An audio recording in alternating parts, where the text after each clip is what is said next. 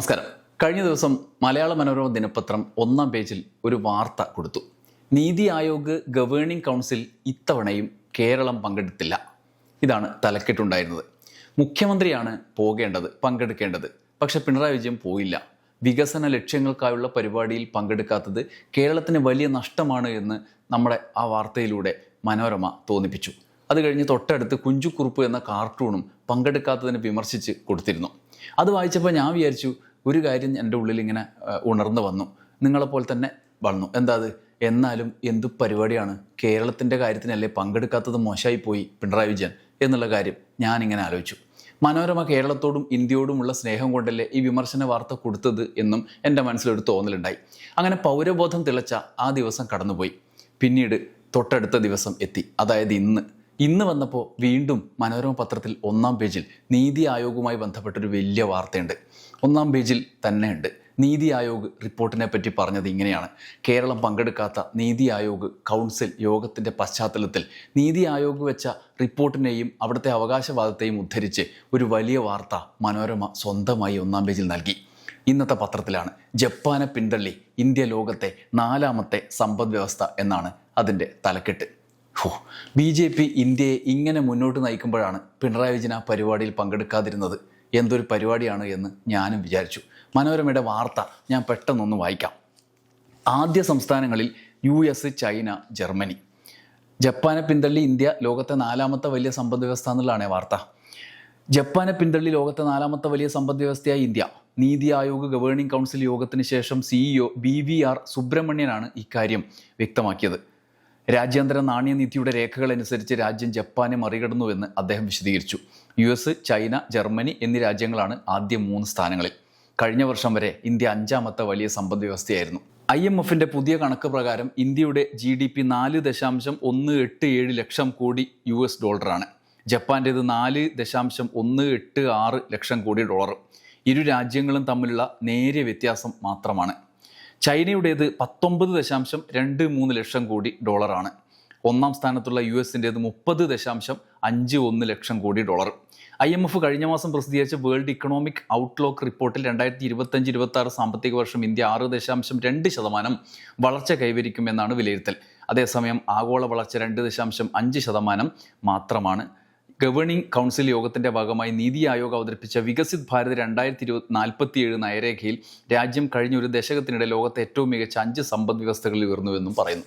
ഇതാണ് ആ വാർത്ത, മനോരമയിലെ ഒന്നാമത്തെ വാർത്ത, ഒന്നാം പേജിലെ പ്രധാനപ്പെട്ട വാർത്തകളിൽ ഒന്ന്. ഇത് വായിച്ചപ്പോൾ ഞാൻ വിചാരിച്ചു, ഇത് കൊള്ളാലോ. BJP ഒരു ഭയങ്കര സംഭവമാണ്, കേന്ദ്രം ഭരിക്കുന്ന BJP. മനോരമ ഈ പറയുന്നതും അതിൻ്റെ സത്യം മനസ്സിലാക്കിയിട്ടാണല്ലോ. മനോരമ പറഞ്ഞ റിപ്പോർട്ട് വിശദമായി ഞാൻ വായിച്ചു നോക്കി. ഈ റിപ്പോർട്ടിൻ്റെ, അതായത് ഇന്ത്യ ലോകത്തെ ഏറ്റവും വലിയ 4ാമത്തെ സമ്പദ് വ്യവസ്ഥയായി എന്നുള്ള കാര്യത്തിൻ്റെ വിശദാംശം പലയിടത്തും നമ്മൾ തേടി. കേരളത്തോടും ഇന്ത്യയോടും ഒക്കെ നമ്മൾ ഇരുന്ന് മത്സരിച്ച് വർത്തമാനം പറയുന്ന ഘട്ടത്തിൽ ഇന്ത്യയുടെ ഈ നില, ഇപ്പോൾ എത്തിയിരിക്കുന്ന ഈ നില വലിയ തോതിൽ സഹായകരമായ സാഹചര്യം സൃഷ്ടിക്കും എന്ന് നമുക്ക് തോന്നും. യഥാർത്ഥത്തിൽ ഇങ്ങനെ ലോകത്തിൽ ഇത്രയും വലിയ സമ്പദ് വ്യവസ്ഥയായിട്ട് നമ്മൾ നാട്ടിൽ നോക്കിക്കഴിഞ്ഞാൽ, വെറുതെ ഒന്ന് സംസ്ഥാനങ്ങളിലൂടെയൊക്കെ സഞ്ചരിച്ചു കഴിഞ്ഞാൽ അതിൻ്റെ ഒന്നും മെച്ച ആളുകളെ തലയിൽ കാണുന്നില്ലല്ലോ എന്ന് ഞാൻ വെറുതെ വിചാരിച്ചു നോക്കി. നമ്മളിപ്പോൾ മറ്റ് സംസ്ഥാനങ്ങളിലെ സ്ഥിതിയൊക്കെ കാണുന്നുണ്ടല്ലോ, പലവിധ വിശദാംശങ്ങൾ നമ്മുടെ മുമ്പിലേക്ക് വരുന്നുണ്ടല്ലോ. ഈ സാഹചര്യത്തിലാണ് എന്താണ് യഥാർത്ഥത്തിൽ ഇതിനൊപ്പം അതിനുള്ളിൽ മനോരമ പറയാത്ത കാര്യങ്ങൾ എന്ന് മനസ്സിലാക്കാനുള്ള ഒരു അവസരം വന്നത്. ഞാൻ ഇങ്ങനെയൊക്കെ പറയുമ്പോൾ നിങ്ങൾ വിചാരിക്കും, നീതി ആയോഗിൻ്റെ CEO പറഞ്ഞത് വാസ്തവമല്ലേ, മനോരമ വാർത്ത ശരിയല്ലേ എന്നൊക്കെ. ചില ശരികൾ പൂർണ്ണമായ ശരികളല്ല എന്ന് നിങ്ങൾ കേട്ടിട്ടില്ലേ? ഇത്രയധികം വലിയ സമ്പത്തുള്ള ഇന്ത്യയിൽ പിന്നെ എന്തുകൊണ്ട് ഇത്രമാത്രം കഷ്ടപ്പാടുകൾ, ദാരിദ്ര്യം എന്നൊക്കെ ആലോചിച്ചാൽ അതിലേക്ക് വിരൽ ചൂണ്ടുന്ന ചില കണക്കുകൾ കൂടി നമ്മുടെ മുമ്പിലേക്ക് എത്തും. ആ കണക്ക് കൂടി ഞാൻ വായിക്കാം. അത് ഇങ്ങനെയാണ്: ജപ്പാനെ ഇന്ത്യ മറികടന്നു എന്നത് യഥാർത്ഥമായൊരു കണക്കാണ്. പക്ഷേ ആ കണക്കിൻ്റെ ഉള്ളടക്കം അതൊരു രാജ്യത്തെ പൗരനെ എങ്ങനെ ബാധിക്കുന്നു എന്നുള്ളതാണ് കൗതുകകരമായ കാര്യം. ലോകത്ത് ആകെ ഇങ്ങനെയുള്ള സമ്പദ് വ്യവസ്ഥയുടെ ഈ സ്ഥാനത്ത് നിൽക്കുന്ന രാജ്യത്തിന്, ഈ രാജ്യത്തിൻ്റെ ഓരോ പൗരനും ഏതവസ്ഥയിൽ നിൽക്കുന്നുണ്ടാകും? നമ്മൾ രാജ്യത്തിൻ്റെ ആകെ GDPയുടെ കാര്യത്തിൽ ജപ്പാനെ മറികടന്നു. എന്നാൽ പ്രതിശീർഷ GDPയുടെ കാര്യത്തിൽ എങ്ങനെയാണ്? ജപ്പാൻ്റെ പ്രതിശീർഷ GDP $34,960. ഇന്ത്യയുടേതോ പ്രതിശീർഷ GDP $2,880. അതായത് ഇന്ത്യയുടെ പ്രതിശീർഷ GDP-യേക്കാൾ 10 ഇരട്ടിയിലേറെയാണ് ജപ്പാനിലെ ഓരോ മനുഷ്യൻ്റെയും GDP എന്നർത്ഥം. നിലവിൽ 4-ാം സ്ഥാനത്തുള്ള ജർമ്മനിയുടെ GDP 4.74 ലക്ഷം കോടി ഡോളറും പ്രതിശീർഷ GDP $55,910. ഇന്ത്യയുടെ പ്രതിശീർഷ GDP $2,880. സാമ്പത്തിക അസമത്വം വലിയ തോതിലുള്ള രാജ്യത്ത് ആളോഹരി GDP-യിലെ കുറവ് പരിഗണിക്കുന്നില്ല എന്നുള്ളതാണ് ഒരു യാഥാർത്ഥ്യം. അതായത് രാജ്യത്ത് മൊത്തത്തിലുള്ള GDP ഭയങ്കര സംഭവമായിട്ട് നമുക്ക് അവതരിപ്പിക്കുമ്പോൾ തന്നെ ഓരോ മനുഷ്യൻ്റെയും ജീവിതത്തിലുള്ള അന്തരം, മറ്റൊരു മനുഷ്യനുമായി നോക്കുമ്പോഴുള്ള അന്തരം, അതിന് ആ ജീവിതം മെച്ചപ്പെടുത്താൻ വേണ്ടത് പ്രതിശീർഷ GDP-യാണ്. ഇത് പരിഗണിക്കപ്പെടുന്നില്ല. ജനസംഖ്യയിൽ ഏറ്റവും സമ്പന്നരായ 10% പേർ മൊത്തം സമ്പത്തിൻ്റെ 77% കൈയടക്കി വെച്ചിരിക്കുന്നു എന്നതാണ് ഇതിനോട് ചേർത്ത് വായിക്കേണ്ട കണക്ക്. അതിൽ തന്നെ 40.4% സമ്പത്ത് 1% സമ്പന്നരുടെ കയ്യിലാണ്. ഏറ്റവും താഴെയുള്ള 50% ജനങ്ങളുടെ കയ്യിൽ ആകെയുള്ള സമ്പത്ത് 6.4% മാത്രമാണ്. ജനസംഖ്യാപരമായ മുൻതൂക്കവും ഇന്ത്യക്കുണ്ട്. രാജ്യത്തെ ജനസംഖ്യ ഏകദേശ കണക്കുകൾ പ്രകാരം 143 കോടി കടന്നല്ലോ. എന്നാൽ ജപ്പാൻ്റേതോ വെറും 12.45 കോടി മാത്രമാണ് ജപ്പാൻ്റെ ജനസംഖ്യ. ജപ്പാന്റെ സാമ്പത്തിക സ്തംഭനാവസ്ഥയ്ക്ക് കാരണം പ്രായമായ ജനസംഖ്യയാണെങ്കിൽ ഇന്ത്യയുടെ വർക്കിംഗ് ഏജ് പോപ്പുലേഷൻ 2030 68% ഉയരുമെന്നും കണക്കുകൂട്ടുന്നു. ഏറ്റവും വലിയ സമ്പന്നരുടെയും ദരിദ്രരുടെയും വരുമാനം കൂട്ടിച്ചേർത്ത് പ്രതിശീർഷ വരുമാനം കണക്കാക്കുന്നതിൻ്റെ പോരായ്മയാണ് ഇതിലൂടെ രേഖപ്പെടുത്തപ്പെടുന്നത്. യഥാർത്ഥത്തിൽ ഓരോ പൗരൻ്റെയും ജീവിതം മെച്ചപ്പെടുത്തുന്ന തരത്തിലേക്കല്ല കാര്യങ്ങൾ പോകുന്നത്. ആകെ സമ്പത്തിൻ്റെ കണക്ക് വെച്ച് രാജ്യത്തിൻ്റെ GDP-യുടെ പേരിൽ നമ്മൾ അഭിമാനിക്കുന്നു എന്നുള്ളതാണ് നീതി ആയോഗിൻ്റെ കണക്കിൻ്റെ പ്രത്യേകത. ഈ പോക്ക് പോയാൽ 2028 ആകുമ്പോഴേക്കും ഇന്ത്യ ജർമ്മനിയെ മറികടന്ന് ലോകത്തിലെ 3-ാമത്തെ വലിയ സമ്പദ് വ്യവസ്ഥയായി മാറും. പക്ഷേ 3-ാമത്തെ വലിയ സമ്പദ് വ്യവസ്ഥയായി മാറുമെന്ന് IMF കണക്ക് കൂട്ടുമ്പോൾ തന്നെ അപ്പോഴേക്കും ഇന്ത്യയുടെ GDP 5.58 ലക്ഷം കോടി ഡോളറായി വളരും. എന്നാൽ ജർമ്മനിയുടെ GDP 5.25 ലക്ഷം കോടി ഡോളർ ആയിരിക്കും എന്നും പ്രവചിക്കുന്നുണ്ട്. അപ്പോൾ തന്നെ നമ്മൾ മനസ്സിലാക്കേണ്ടത് ഇവിടുത്തെ പ്രതിശീർഷ GDP-യുടെ കാര്യമാണ്. ഓരോരുത്തരും ആ നിലയിൽ മെച്ചപ്പെടുന്നുമില്ല. അത് നോക്കുമ്പോഴാണ് ലോകത്തിലെ പട്ടിണി സൂചികയിൽ ഇന്ത്യയുടെ സ്ഥാനം ഏറെ പിന്നിൽ നിൽക്കുന്ന സാഹചര്യമുള്ളത്. ഇവിടെ പട്ടിണി മെച്ചപ്പെടുന്ന സാഹചര്യം ഇല്ല എന്നുള്ളതാണ് പ്രധാനപ്പെട്ട കാര്യം. അതിൻ്റെ കാര്യം വരുമാനത്തിലെ വ്യക്തികളുടെ പൗരൻ്റെ പ്രതിശീർഷ വരുമാനത്തിലെ അസമത്വമാണ്. അതിനനുസരിച്ചിട്ടുള്ള മെച്ചപ്പെട്ട സാഹചര്യം സൃഷ്ടിക്കുക എന്നുള്ളതാണ് പ്രധാനപ്പെട്ട കാര്യം. ജനസംഖ്യ വർദ്ധിക്കുന്നതിൻ്റെ ഒരു സാഹചര്യം കൂടി രാജ്യത്തുണ്ട്. ആ അടിസ്ഥാനത്തിൽ കൂടി ലോകത്തെ സമ്പദ് വ്യവസ്ഥയുടെ മൂന്നാമത്തെ നിലയിലേക്ക് കടക്കുമ്പോഴും പ്രതിശീർഷ GDP ഉയരാതെ നിൽക്കുകയും ചെയ്യും എന്നുള്ളതാണ് ഈ കണക്കുകളുടെ അടിസ്ഥാനത്തിൽ നമുക്ക് മനസ്സിലാവുക. അവിടെയാണ് ഈ സമ്പദ് വ്യവസ്ഥയിലെ ഈ കുതിപ്പ് എന്ന് മനോരമ രേഖപ്പെടുത്തിയ കാര്യം, നീതി ആയോഗിൻ്റെ നിലവിലെ കണക്ക് പറഞ്ഞുകൊണ്ട് നീതി ആയോഗിൻ്റെ CEO പറഞ്ഞ കാര്യം നമ്മുടെ മുമ്പിലേക്ക് വരുമ്പോൾ തന്നെ യഥാർത്ഥത്തിൽ പൗരൻ്റെ സ്ഥിതി എന്താണെന്ന് വെളിപ്പെടുത്തപ്പെടാതെ പരിശോധിക്കപ്പെടാതെ പോവുകയും ചെയ്യുന്നത് ആ വാർത്തയിൽ അത് ഒളിപ്പിച്ചു വെക്കുന്നു, അല്ലെങ്കിൽ അത് പറയാതിരിക്കുന്നു എന്നുള്ള കാര്യമാണ് ഞാൻ ഈ വീഡിയോയിൽ പറഞ്ഞു വരുന്നത്. അപ്പോൾ കാര്യം ഏകദേശം പിടികിട്ടിയല്ലോ. നമ്മുടെ നാട്ടിൽ ഓരോ ആളുകൾക്കും ഉണ്ടാകുന്ന പുരോഗതിയുടെ കാര്യത്തിൻ്റെ അന്തസത്ത എന്താണെന്ന് മനസ്സിലായല്ലോ. അതവിടെ നിൽക്കട്ടെ. നീതി ആയോഗിൻ്റെ ആനുവൽ റിപ്പോർട്ട്, മുഖ്യമന്ത്രി പങ്കെടുക്കാത്ത യോഗത്തിൻ്റെ ആനുവൽ റിപ്പോർട്ട് എന്താണ് പറയുന്നത്? അതിൻ്റെ കവർ ഇതാണ്.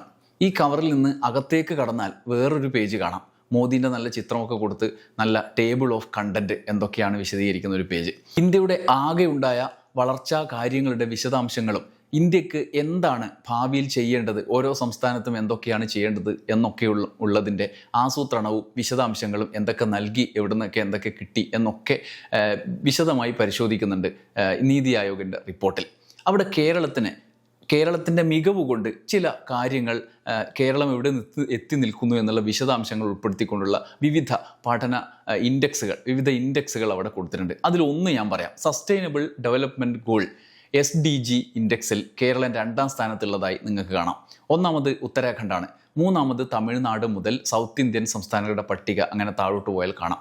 ഇതുപോലെ ഇന്ത്യയുടെ ആകെ വികസനത്തിൽ കേരളത്തിൻ്റെ സംഭാവന മികവ് ആയി രേഖപ്പെടുത്തപ്പെട്ടിട്ടുണ്ട്. എന്നാൽ ഭാവിയിലേക്ക് കേരളത്തെ പോലെ പ്രതിപക്ഷ പാർട്ടികൾ ഭരിക്കുന്ന സംസ്ഥാനങ്ങൾക്ക് ഭാവിയിലേക്കുള്ള പരിപാടികൾ എന്തൊക്കെയാണ്? നീതി ആയോഗ് റിപ്പോർട്ടിൽ പറഞ്ഞിരിക്കുന്നത് എന്താണ്? അതുകൂടി വായിച്ചാൽ ഇത് മനോരമയിൽ കണ്ടില്ലല്ലോ, നീതി ആയോഗ് റിപ്പോർട്ട് കേരളത്തിന് കേന്ദ്രത്തിൻ്റെ സഹായം അല്ലെങ്കിൽ എന്തൊക്കെയാണ് കേരളത്തിനെ ഭാവിയിലേക്ക് നയിക്കാനുള്ള വിഷൻ എന്നൊക്കെയുള്ള കാര്യം മനോരമയിൽ കണ്ടില്ലല്ലോ എന്ന് നിങ്ങൾ വിചാരിക്കും. അതെന്തുകൊണ്ട് റിപ്പോർട്ട് ചെയ്യുന്നില്ല എന്നതിന് ഉത്തരം തുടക്കത്തിൽ തന്നെ നമുക്ക് കിട്ടിയിട്ടുണ്ട്. BJPക്ക് വിഷമമാകുന്നത് കൊണ്ട് ഒരു സാഹചര്യം സൃഷ്ടിക്കപ്പെടും എന്നുള്ള യാഥാർത്ഥ്യം അവിടെയുണ്ട്. കേരളത്തോടുള്ള അവഗണന എന്തൊക്കെയാണ് എന്ന് മനോരമയിലെ വാർത്തയിലില്ല, പക്ഷേ എന്തൊക്കെയാണെന്ന് നമുക്ക് നോക്കാം. വികസിത് ഭാരതത്തിലേക്കുള്ള യാത്രയുടെ ഭാഗമായി സംരംഭകത്വ സംവിധാനം വികസിപ്പിക്കുന്നതിനുള്ള ഒരു പ്രോഗ്രാമിനെ കുറിച്ച് പറയുന്നുണ്ട്. ഒരു ഉദാഹരണം പറയുന്ന കേട്ടോ, 2750 കോടി ചെലവുള്ള ഒരു പരിപാടി. അതിൽ 3 പദ്ധതികളുടെ പട്ടികയിൽ കേരളത്തിന് എന്ത് കിട്ടിയെന്ന് നോക്കാം. വിദ്യാഭ്യാസ കാലത്ത് തന്നെ സംരംഭകത്വ സാധ്യതകൾ വളർത്തുന്നതിന് ഉന്നത വിദ്യാഭ്യാസ മേഖലയെ ബന്ധിപ്പിച്ചുള്ള ഒരു പദ്ധതിയാണ്. അഭ്യസ്തവിദ്യരായ തൊഴിലില്ലാത്തവർ ഏറ്റവും കൂടുതലുള്ള സംസ്ഥാനമാണ് ഇന്ത്യയിൽ കേരളം. അതായത് വിദ്യാഭ്യാസ നിലവാരം കൂടിയത് ആണ് കേരളത്തിലെ സാഹചര്യം എന്നതാണ് അതിൻ്റെ അർത്ഥം. ആ നിലയിൽ സ്വാഭാവികമായും ഇവിടെ പദ്ധതികളുടെ മുൻനിര ഗുണഭോക്താവാക്കേണ്ടത് കേരളത്തെയാണ്. എന്നാൽ സമ്പൂർണ്ണ അവഗണനയാണ് റിപ്പോർട്ടിൽ കാണുക. അടൽ ഇൻക്യുബേഷൻ സെൻ്ററുകളുടെ കണക്ക് നോക്കുക. രാജ്യത്താകെ അനുവദിച്ചതാണ്. അതിൽ കേരളത്തിന് 2 എണ്ണമാണ് നൽകിയത്. കർണാടകയ്ക്ക് 11 മഹാരാഷ്ട്രയ്ക്ക് 8 കൊടുത്ത അതിൻ്റെ പിന്നാലെ മറ്റ് സംസ്ഥാനങ്ങളുടെ ഒക്കെ പട്ടിക നമുക്ക് കാണാൻ കഴിയും. എന്നാൽ മികച്ച പ്രകടനം കാഴ്ചവെക്കുന്ന കേരളത്തിന് 2 എണ്ണം മാത്രം. ഇനി രണ്ടാമത്തെ ഒരു ഉദാഹരണം, അടൽ കമ്മ്യൂണിറ്റി ഇന്നൊവേഷൻ സെൻറ്റർ കേരളത്തിന് ലഭിച്ചത് 0. അടൽ ന്യൂ ഇന്ത്യ ചാലഞ്ച് മഹാരാഷ്ട്രയ്ക്ക് 16, കേരളത്തിന് 2. ഇങ്ങനെ ഇനി ഒരുപാടുണ്ട്. ഞാനൊരു ഉദാഹരണം എന്നുള്ള നിലയിൽ 3 ഭാഗം ജനറലായി ബാധിക്കുന്ന സംരംഭകത്തെയും ഉന്നത വിദ്യാഭ്യാസത്തെയും കണക്ട് ചെയ്തുകൊണ്ട് ബാധിക്കുന്ന ഒരു ഭാഗത്തെ ചൂണ്ടിക്കാണിച്ചു എന്ന് മാത്രം. ചുരുക്കത്തിൽ കേരളത്തിൻ്റെ മികവുകൾ കണ്ടില്ലെന്ന് നടിക്കുക, സമ്പൂർണ്ണമായി അവഗണിക്കുക. ഇതാണ് നീതി ആയോഗിൻ്റെ റിപ്പോർട്ടിൽ കേന്ദ്രത്തിൻ്റെ സമീപനം വ്യക്തമാക്കുന്നത്. കേരളത്തിൻ്റെ ഭാവിയെക്കുറിച്ച് ആശങ്കപ്പെടുമ്പോൾ സ്വാഭാവികമായി ഈ വിമർശനം ഉയർന്നു വരും. വെറും 3 ഇടത്താണ് ഈ റിപ്പോർട്ടിൽ ആകെ നോക്കിയാൽ കേരളത്തെ പരാമർശിച്ചിട്ടുള്ളത്. അതൊക്കെ വല്ല സെമിനാറോ വർക്ക്ഷോപ്പോ ഒക്കെയായി മാത്രം. അപ്പോൾ കാര്യം പിടികിട്ടിയില്ലേ? ഇവിടുത്തെ മികവിനെക്കുറിച്ച് ഇന്ത്യക്കാകെ ബാധകമാകും വിധത്തിൽ ആ മികവിൻ്റെ സാധ്യതകൾ ഉപയോഗിക്കുക. എന്നാൽ ഭാവിയിൽ കേരളത്തിനെ അതിന് അപ്പുറത്തേക്ക് നയിക്കാവുന്ന വിധത്തിലുള്ള ഒരു പദ്ധതിയോ ഒരു സാമ്പത്തിക സഹായമോ ഒന്നും നൽകാതിരിക്കുക.